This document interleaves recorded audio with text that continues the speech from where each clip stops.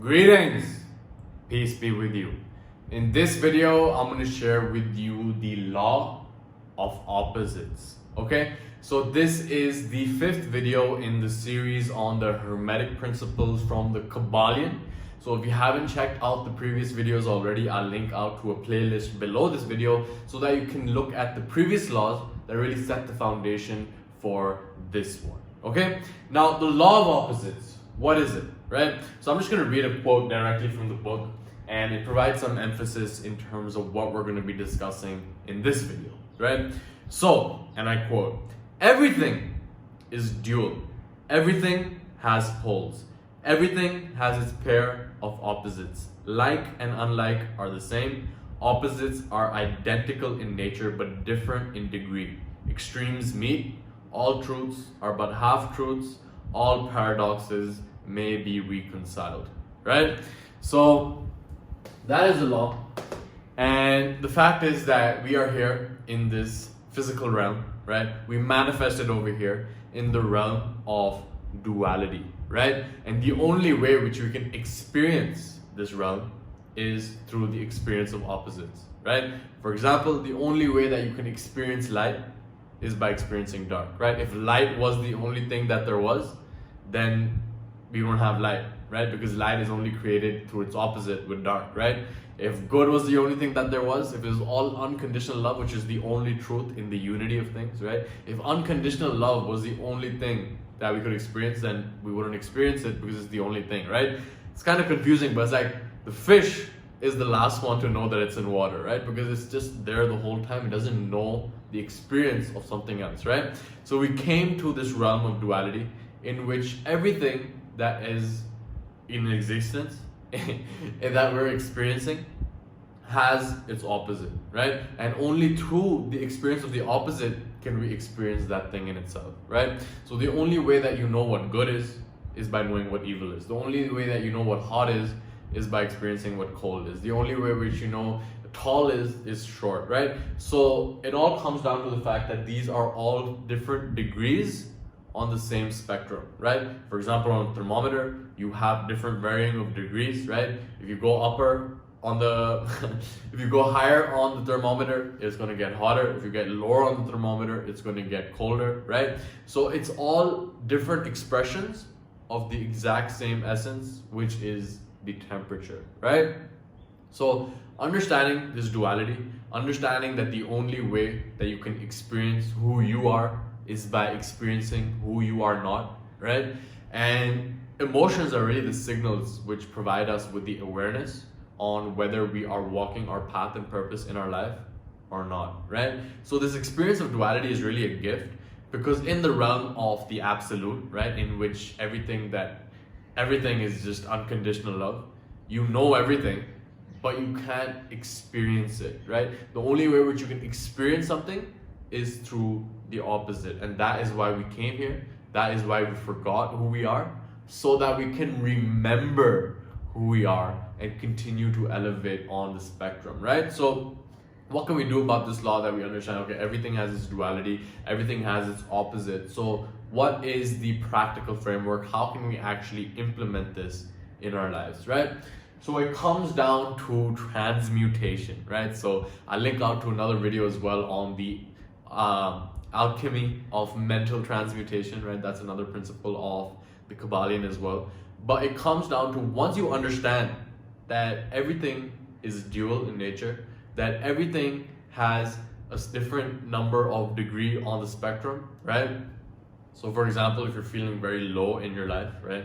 Maybe you're at a point where like nothing's working out, you don't know what's going on, you don't know what the next step is.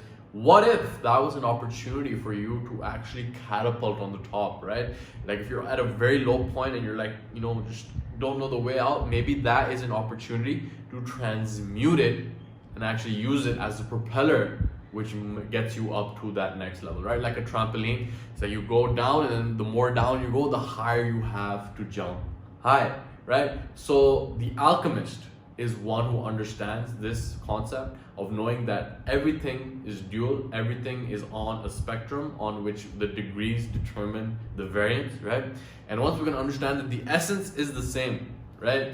like, if you understand that the essence of good and evil is the same, right? It's different degrees on the same spectrum, then you can actually transmute that evil into good, right? If you understand that, sadness and happiness are on the same spectrum as well. Maybe you're feeling very low. With an understanding of this law, you can begin to transmute this energy into its positive equivalent, right? It's also known as the law of polarity, right? North pole, south pole. It's a magnetic, energetic stuff going on over there, right? And it's just different degrees of the exact same thing, right? Napoleon Hill comes to mind for me right now.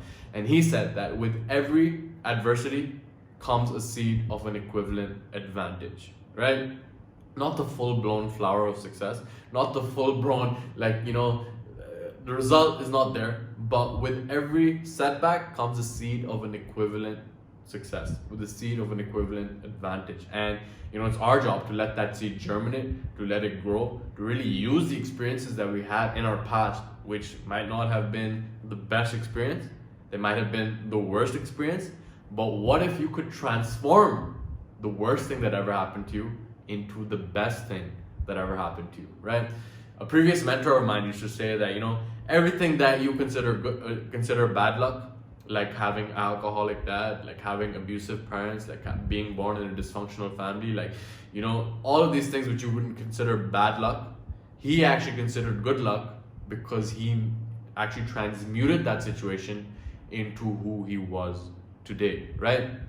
And this goes on to another parable which I've heard a lot. It's like, there is an alcoholic father who is abusive, who is beating up his kids, who is doing all the things which you would consider evil, right? And then he has two sons, right? They're twins, and the twins grow up and they actually end up leading very different paths, right? And when they talk to the first twin, they're like, yo, what happened to you? Why are you so abusive and alcoholic? He's like, with a father like that, what would you expect, right? And the other son is actually the complete polar opposite of that. He is never abusive, he doesn't drink alcohol, he is successful in his career, he has a nice family, and he's cultivating that love in that family. And when they asked him, they're like, yo, how did you turn out like this? He had the exact same answer as his twin brother, which was, with a father like that, how could you expect me to be any different, right? So it's just a matter of perspective.